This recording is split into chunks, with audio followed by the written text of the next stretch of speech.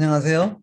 이번에는 인터넷 보안에 어떤 이슈들, 또 어떤 큰 문제들이 있는지 실제 예를 몇 개 들어보겠습니다.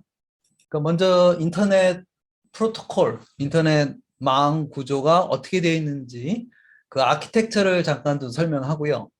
가장 대표적인 프로토콜 3개, TCP, IP, DNS가 어떤 것인지 간략하게 설명하고 각각의 중요한 약점이 무엇인지를 설명하겠습니다. 인터넷도 어떤 일종의 네트워크가 되겠죠. 네트워크에는 크게 3대 요소가 있습니다.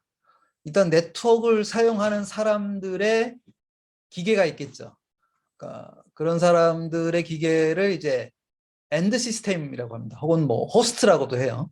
그래서 인터넷이나 어떤 네트워크에 접속했을 때 그 서비스를 사용하기 위한 뭐 PC나 노트북, 뭐 휴대폰, 뭐 심지어 요즘은 이제 IoT 기기 같은 것도 이 호스트나 엔드 시스템으로 분류할 수 있겠죠. 당연히 이 기기 내에서는 이 인터넷을 사용하는 네트워크 애플리케이션이 돌아가고 있겠습니다. 이러한 엔드 유저의 컴퓨터들을 연결하는 링크가 두 번째 엘리먼트가 되겠습니다. 그래서 유선 링크도 있고 와이어리스, 무선 링크도 있겠죠. 이런 링크에 있어서 가장 중요한 것은 역시 속도가 얼마나 빠르냐, 초당 몇 비트나 보낼 수 있느냐가 되겠습니다. 그래서 뭐 4G, 5G 이렇게 6G가 됨에 따라 무선 대역폭도 급격하게 증가하고 있습니다. 이렇게 두 개만 있으면 될 것 같은데 사실 사용자들을 직접 각각 링크로 연결하면 그 네트워크 구축 비용이 너무 많이 듭니다. 그래서 네트워크 중간중간마다 라우터나 스위치 같은 망 장비를 두고요. 각각 사용자들은 라우터에 붙어서 네트워크 트래픽을 주고받을 수 있도록 망을 구성을 합니다. 이렇게 함으로써 훨씬 효율적으로 비용을 낮추면서 네트워크를 구성할 수 있어요. 오른편에 보시면 뭐 이동통신망, 그 다음에 그 댁내망, 어떤 집안 홈 네트워크 있고요. 그 다음에 뭐 학교나 회사 같은 인스티튜셔널 네트워크 있습니다. 이러한 각각의 네트워크를 연결하는 이제 인터넷 서비스 프로바이더 ISP는 인터넷 사업자가 되겠는데요. 어떤 지역을 연결하는 리저널 ISP가 있고 더 글로벌리 연결해주는 대규모의 글로벌 ISP들이 있겠습니다. 이 네트워크들은 어떤 서비스를 제공하기 위해서 존재해요. 전화망은 전화 서비스를 하기 위해 존재하고요. 우편망은 우편 서비스를 하기 위해 존재하죠. 인터넷도 어떤 인터넷 상에서 많은 데이터를 전달하기 위해서 존재하는 겁니다. 이게 데이터를 주고받을 때 그런 규칙이 서로 있어야 됩니다. 그래야 보내는 사람과 받는 사람이 정확하게 메시지를 받을 수 있겠죠. 이러한 통신 규칙을 이제 프로토콜이라고 하고요. TCP의 P가 프로토콜, IP의 P가 프로토콜, HTTP의 P가 다 프로토콜입니다. 그래서 거의 모든 종류의 프로토콜에 이 P가 많이 들어가게 됩니다. 그 다음에 이제 인터넷에 여러 데피니션이 있는데요. 그 중에 가장 많이 쓰이는 데피니션 중에 하나가 네트워크 오브 네트워크스. 뒤에 네트워크는 예를 들어 서울대망, 혹은 뭐 SKT망, LG U+망, 뭐 현대자동차 네트워크, 뭐 행안부 네트워크, 이런 각각 그 독립적인 네트워크가 되겠고요. 이러한 네트워크들을 글로벌리 다 연결하는 네트워크가 인터넷이다. 그래서 요 전자의 요 네트워크는 후자의 조그만 네트워크들을 전 세계적으로 다 연결한다는 뜻이 되겠습니다. 그래서 크게 보면 이제 두 가지 계층으로 연결되어 있다고 볼 수 있죠. 상위 계층은 이런 네트워크들을 어떻게 연결할 거냐. 그다음에 그 각각 네트워크 안에 들어가 보면, 예를 들어 서울대 망 안에 들어가 보면 여러 가지 라우터나 스위치나 서울대 구성원들의 각종 컴퓨터나 휴대폰들이 다 연결이 되어 있겠습니다. 크게는 이렇게 두 가지 레벨로, 두 가지 계층으로 구성되어 있다고 볼 수 있겠습니다. 그래서 이런 프로토콜들은 다 표준화를 해야 됩니다. 서울대 망하고 숭실대 망하고 서로 다른 규칙에 의해서 데이터를 주고받는다면 데이터를 정확히 주고받을 수 없겠죠. 그래서 여러 가지 표준을 정하고 있습니다. 그 표준마다 RFCD에 번호를 붙여가지고 RFC 536번, RFC 2126번 이런 식으로 번호를 붙여요. 그래서 이런 표준이 지금 9,000개 넘게 있고요. 물론 이제 그 중에는 이제 더 이상 안 쓰이는 프로토콜도 꽤 있습니다. 그 다음에 IETF가 이 표준 RFC 문서를 만드는 그런 표준화 역할을 하고 있습니다. 그래서 지금 인터넷은 어떤 그 여러 가지 네트워크 애플리케이션을 돌리기 위한 어떤 인프라스트럭처라고 볼 수 있겠죠. 그 다음에 네트워크는 이런 인터넷 애플리케이션에게 통신 서비스, 커뮤니케이션 서비스를 제공한다고 볼 수 있습니다. 두 가지 서비스가 있는데요. 그건 좀 이따가 설명을 드릴게요. 프로토콜이 뭐냐? 두 개의 엔터티 사이에, 두 개의 디바이스 사이에 어떤 식으로, 어떤 순서로, 어떤 포맷으로 메시지를 주고받을 것이냐를 정한 게 이 통신규약 프로토콜이 되겠습니다. 사실 사람 사이에 뭐 시간을 물어볼 때도 뭐 바로 물어볼 수도 있겠지만 뭐 예의상 먼저 인사를 하고 시간을 물어본다든가 이런 식으로 이제 프로토콜이 존재할 수 있겠죠. 여러분들 컴퓨터가 브라우저에서 어떤 웹 서버에게 웹페이지를 요청할 때도 사실은 그 밑에는 여러 가지 이제 메시지들이 규칙에 따라 왔다 갔다 하게 되어 있습니다. 인터넷은 크게 봤을 때 어떤 구조로 되어 있을까요? 일단 인터넷 사업자들, 인터넷 서비스 프로바이더들이 여러 가지 레벨이 있어요. 가장 큰 ISP를 이제 티어 1 ISP라고 합니다. 큰 나라를 전체를 커버하거나 아니면 여러 나라를 커버하는 경우 이제 보통 티어 1 ISP라고 하고요. 이런 티어 1 ISP들은 워낙 덩치가 크기 때문에 왔다 갔다 하는 트래픽들도 서로 많고 그래서 서로 간에 이제 동등하게 그러니까 트래픽이 왔다 갔다 하는데 서로 돈 안 받고 야 너랑 나는 이제 워낙 규모가 크니까 그러니까 그 트래픽에 의해서 돈을 주고받지 말고 서로 돈 안 받고 트래픽을 주고받자 이렇게 규칙을 보통 정합니다. 그래서 이런 티어 1 ISP 간의 링크를 이제 피어링 링크라고 그래요. 우리들은 동등한 피어다. 그러면은 그 다음에 뭐가 있을까요? 티어 1 ISP 밑에는 좀 더 작은 그 작은 나라나 아니면 큰 나라의 일부 리전을 커버하는 더 소규모의 ISP들이 있겠습니다. 그게 이제 티어 2 ISP가 되겠어요. 그러니까 티어 2 ISP는 티어 1 ISP에게 돈을 내고 접속을 하죠. 그래서 자기 사용자들이 붙어 있으면 자기 사용자들이 외부 인터넷으로 이제 연결할 수 있도록 티어 1 ISP를 통해서 왔다 갔다 하는 거죠. 그러니까 티어 2 ISP는 티어 1 ISP에게 돈을 내고요. 반대급부로 티어 1 ISP는 티어 2 ISP에게 인터넷 연결을 제공하게 되겠습니다. 여기 보면 티어 2 ISP 사이에 역시 피어링 링크가 하나 있죠. 이 경우는 티어 2 ISP의 컴퓨터랑 요 티어 2 ISP의 컴퓨터랑 직접 데이터를 주고받을 수 있겠습니다. 그러니까 원래는 이 트래픽이 많으면 많아질수록 돈을 많이 내야 되는데 이런 피어링 링크를 통해서 티어 2 ISP 입장에서는 티어 1에게 내는 돈이 더 적어지겠죠. 그 다음에 뭐 데이터도 더 빨리 왔다 갔다 할 수 있고요. 이런 장점 때문에 이제 서로 간에 피어링을 많이 합니다. 그래서 이 인터넷에서 주고받는 데이터 유닛 그 한 단위를 이제 패킷이라고 많이 하는데요.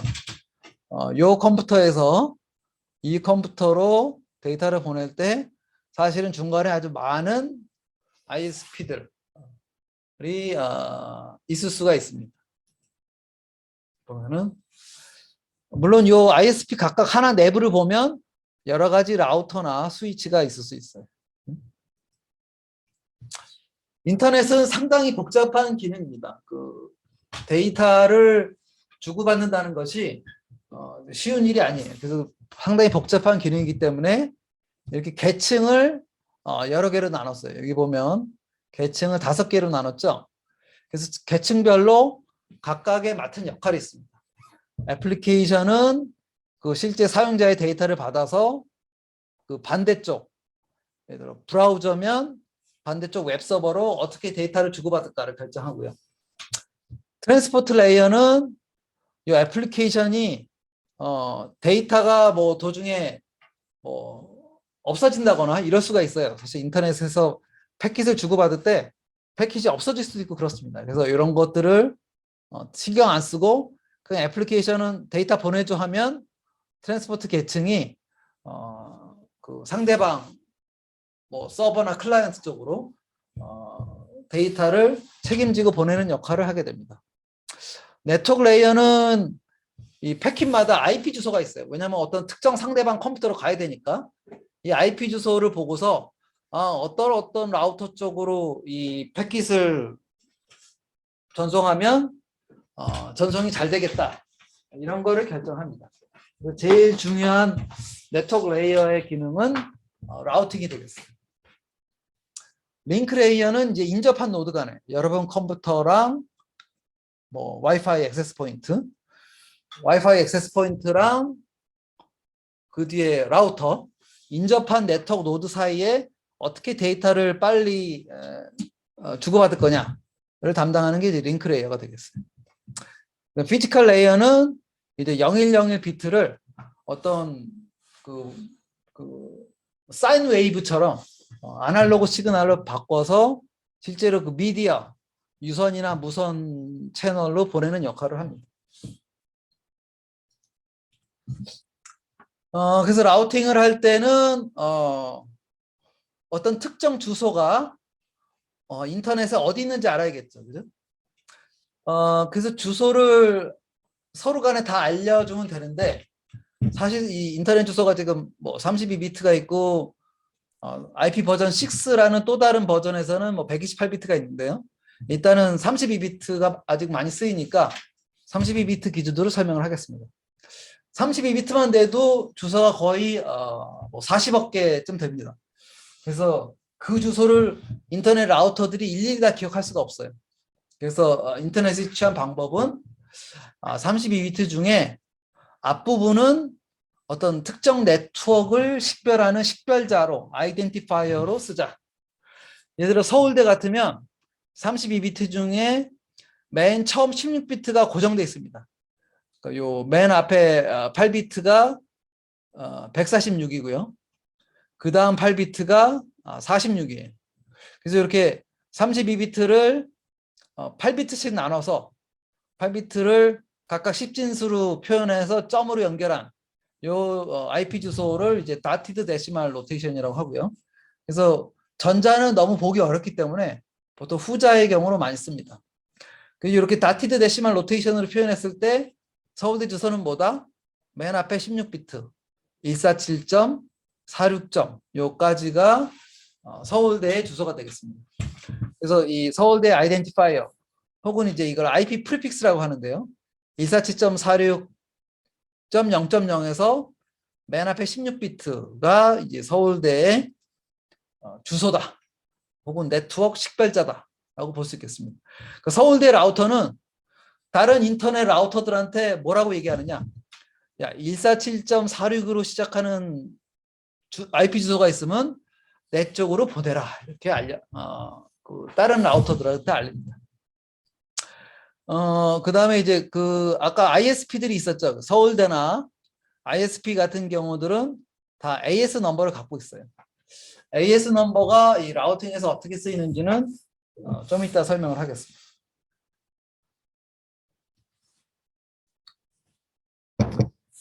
이제부터 이제 TCP를 간략하게 설명을 하고 TCP에 어떤 약점이 있는지 예를 들어 설명하겠습니다. TCP는 그 엔드포인트랑 엔드포인트를 연결하는 통신 서비스를 제공한다. 여러분들 웹 브라우저랑 그다음에 상대방 웹 서버가 있을 때 그 둘 사이에 데이터를 신뢰성 있게 전달하는 그런 서비스를 제공합니다. 예를 들자면 여기 여러분들 뭐 차량에 어떤 웹 브라우저나 어떤 기기가 있고요. 그 다음에 이 반대쪽 어떤 서버에 웹 서버가 있다고 하면 애플리케이션들이 돌아가면서 서로 이제 데이터를 주고받겠죠, 그죠? 야, 이런 웹페이지 보내줘 하면 그 웹페이지 여기 있어 이렇게 왔다 갔다 하겠죠. 그 둘 애플리케이션 사이에 양 끝단에서 그 데이터를 책임지고 그 중간에서 무슨 일이 일어날지 모르지만 양쪽 트랜스포트 레이어 프로토콜이 책임지고 데이터의 전송을 담당하게 됩니다. 그래서 보통 샌더 사이드는 애플리케이션 메시지가 큰 경우 여러 개의 세그먼트로 잘라서 밑에 네트워크 레이어로 통해서 상대방으로 보내게 되고요. 받는 쪽 입장에서는 여러 개 잘린 세그먼트를 다 받은 다음에 합쳐서 애플리케이션 레벨 메시지를 합쳐서 그 상위 레이어 애플리케이션으로 전달하는 역할을 합니다. 그래서 트랜스포트 프로토콜은 이제 크게 두 가지가 있어요. TCP랑 UDP.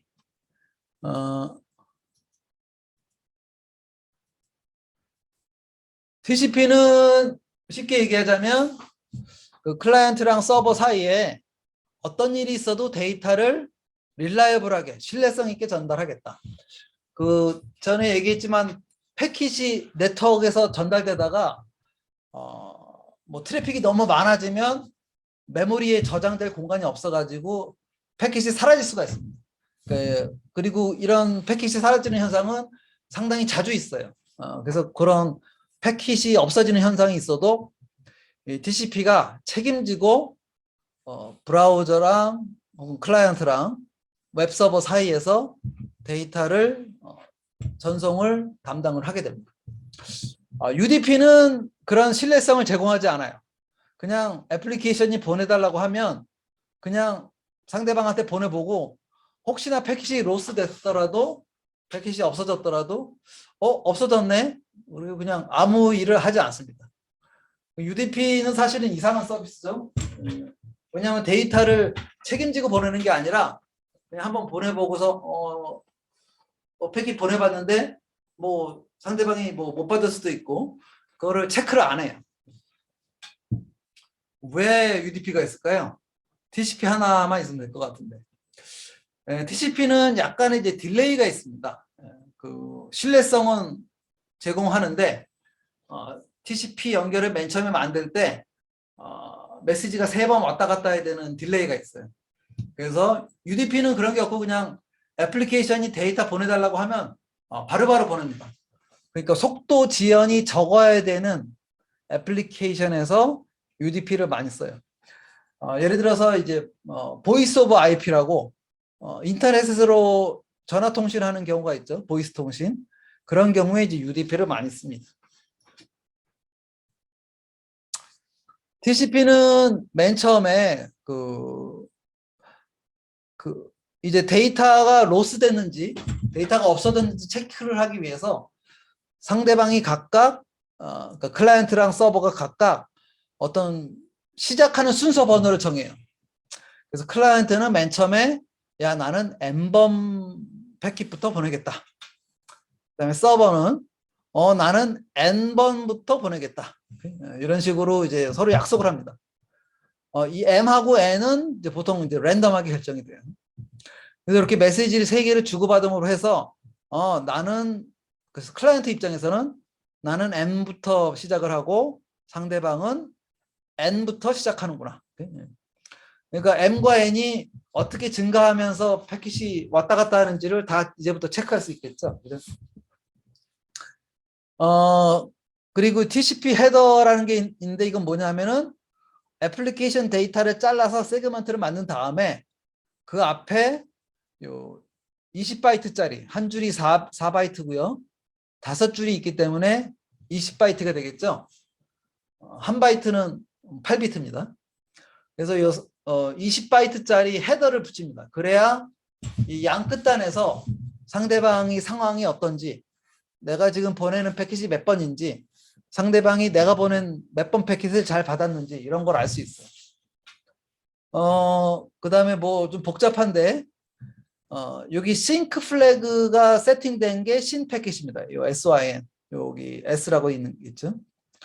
그다음에 액 플래그도 있는데요. 여기 A라고 있는 거. 액 플래그는 너는 M부터 보낼 거니? 오케이. 그럼 나는 M 플러스 1번부터 기다릴게. 이런 식의 액노리지먼트 플래그. 나는 네가 보낸 거 잘 받았고 그 다음 몇 번 패킷을 기다리고 있다. 이런 뜻이 되겠습니다.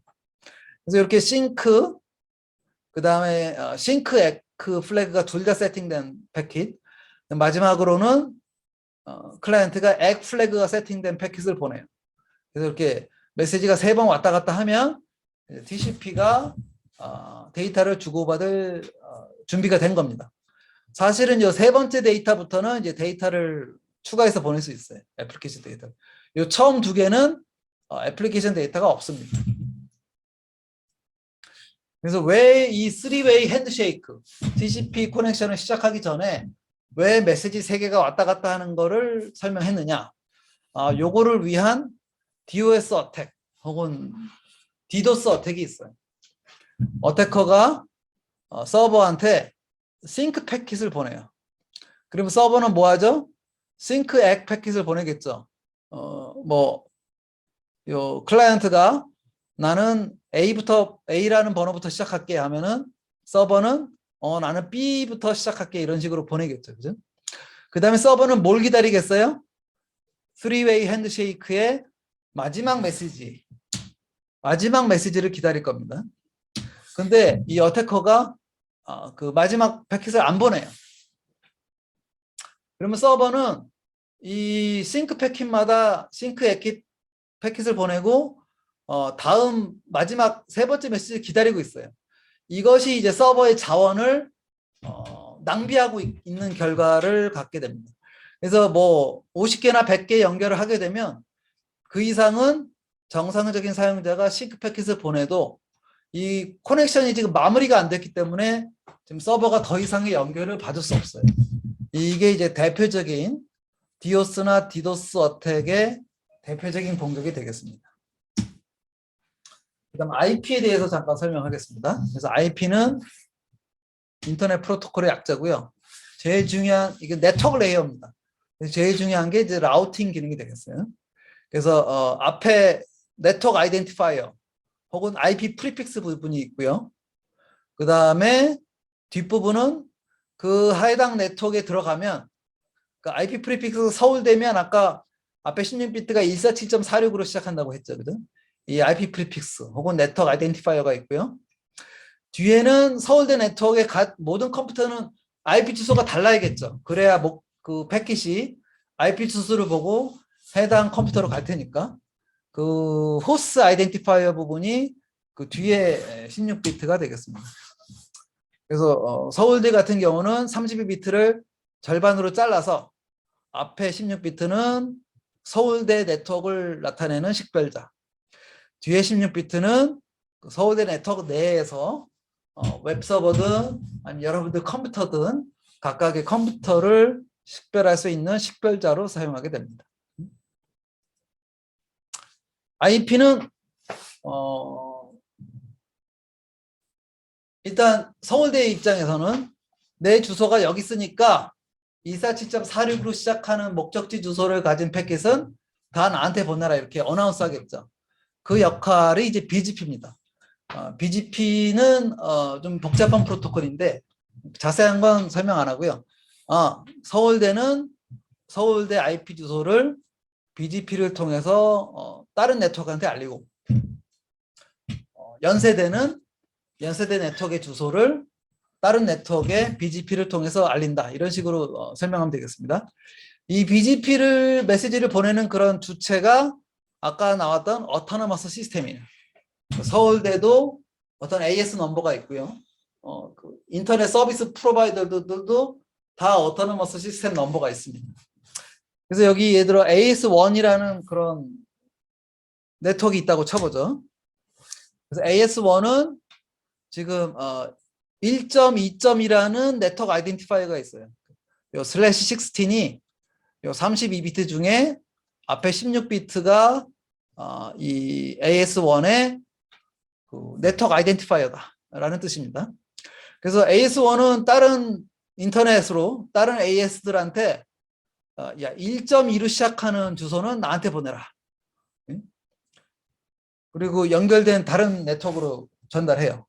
그럼 AS2는 1.2로 시작하는 목적지 주소가 있으면 요쪽으로 보내면 경로의 코스트가 비용이 하나구나. 왜냐하면 바로 연결돼 있잖아요. 그죠? AS2 입장에서는 바로 연결되어 있기 때문에 AS 하나만 지나가면 요 1.2.0.0이라는 목적지 주소로 갈 수 있구나라고 알 수 있습니다.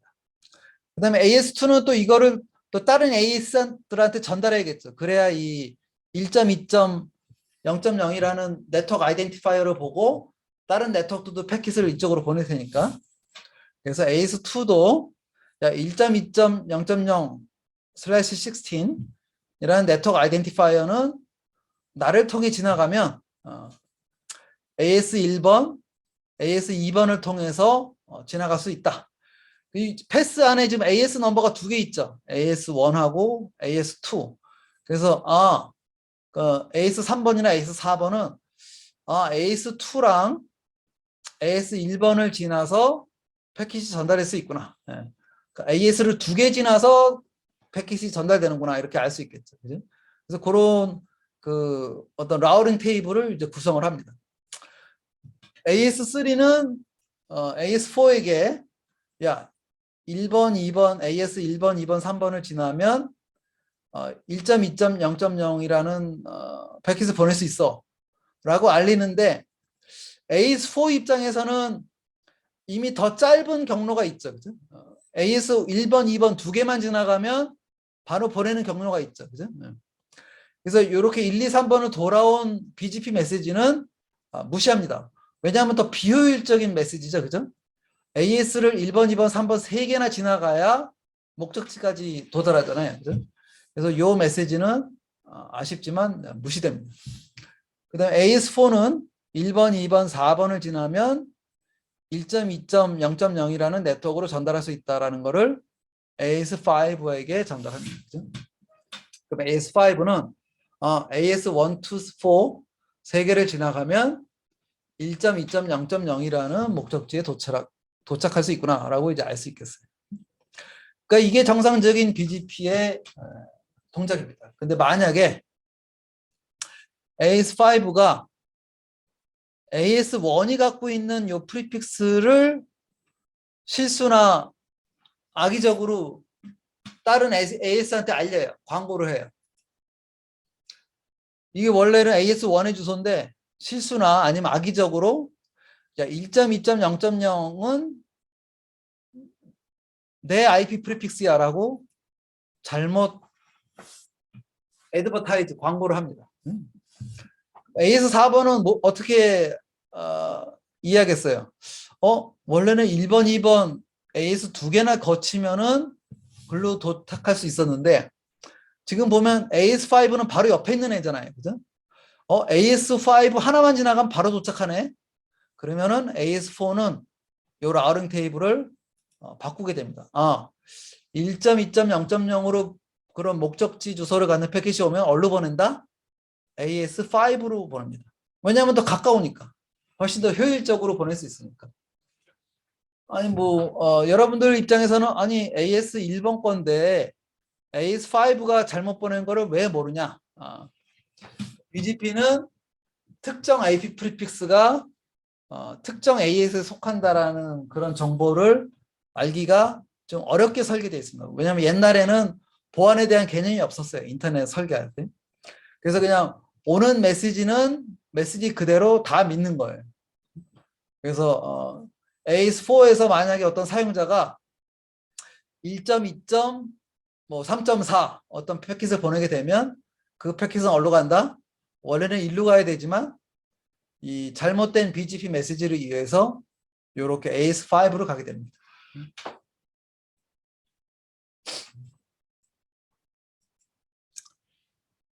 그래서 IP도 이런 이게 방금 얘기한 게 이제 IP 프리픽스 하이제킹이에요.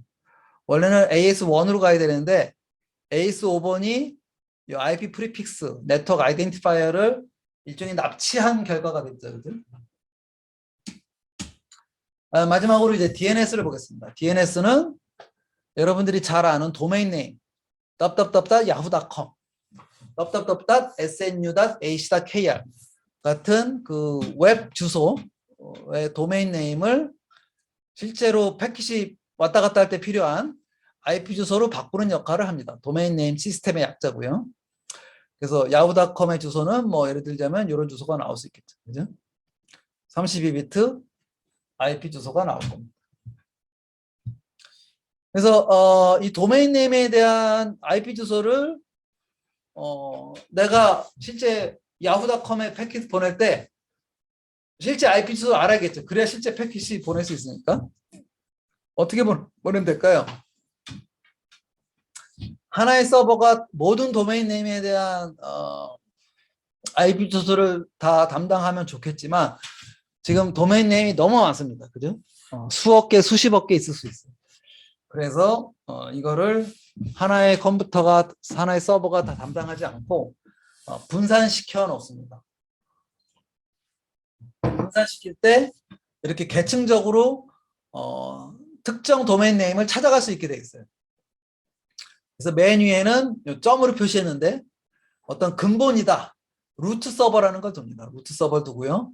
그 위에는 그 도메인 네임의 맨 뒷부분 .edu냐, .com이냐, .org냐, 그 다음에 한국 같으면 맨 마지막 도메인 네임 부분이 .kr이죠. 그죠? 맨 마지막 그 도메인 네임 부분을 담당하는 애들이 있고요. 그죠? .kr로 오면 AC는 아카데미입니다. 그래서 .kr 도메인 네임 서버가 아카데미 쪽은 이제 AC.kr을 담당하는 DNS 서버가 따로 있다. 걔한테 물어봐라. 그 다음에는 AC.kr은 물어보는 도메인 네임이 www.snu.ac.kr이면 그거는 서울대 도메인 네임이니까 서울대의 네임 서버로 가서 물어봐라. 이런 식으로 이제 해당 IP 주소를 찾아가게 돼 있어요. 좀 더 해당 도메인 네임에 대한 IP 주소를 찾는 것을 이제 resolving process라고 합니다.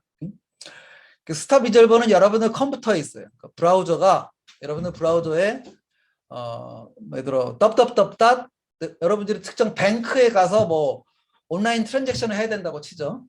www.bank.com을 브라우저에서 치면 브라우저가 여러분들 OS 내에 스탑 리졸버한테 물어봅니다. 야, www.bank.com에 가야 되는데 얘 진짜 IP 주소 좀 알아봐줘. 그러면은 알아봐줘 하면은 그 로컬 DNS 서버에 접속을 해요.